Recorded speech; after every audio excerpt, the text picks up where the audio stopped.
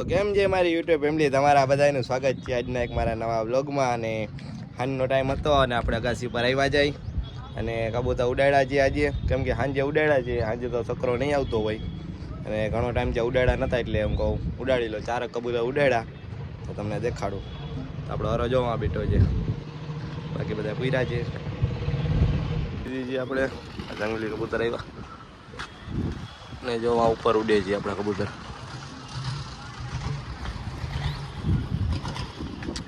બીજા વાં બેઠા છે થોડાક, અને થોડાક અંદર પૂરી દીધા.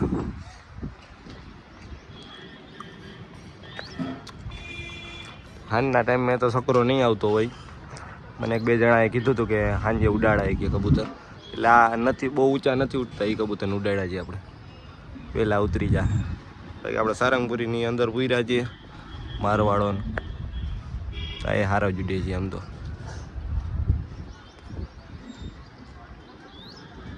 માંડવી પડી હતી ને આપણે બધા કબૂતરને માંડવી ખવડાવી થોડી થોડી, ક્યારેક ક્યારેક ખવડાવાય એટલે તાજા માજા રહીએ કબૂતર.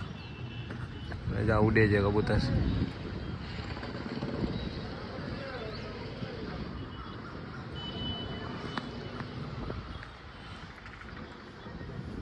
કબૂતર ઉતરી ગયા ને આપણે માંડવી ખવડાવી છે. જો હલો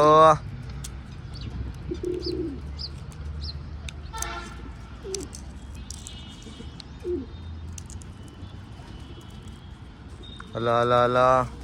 તો કેવા ખાઈએ માંડવી. ભાજી એક દી ખવડાવવાની છે આપણે, કેમ કે ઉનાળામાં એટેક આવી જાય કબૂતરને.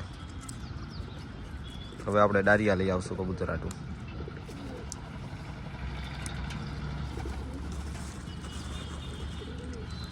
તમે કોઈ દી કબૂતરને માંડવી ખવડાવો છો તો કમેન્ટ કરજો.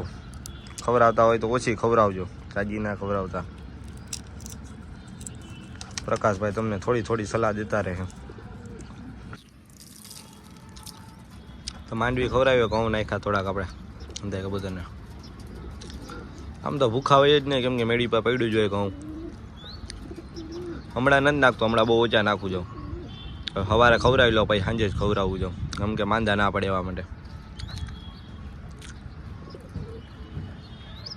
જો બધા કબૂતર ઘઉં ખાઈ છે અને તો આપણો હરોમાં બેઠો.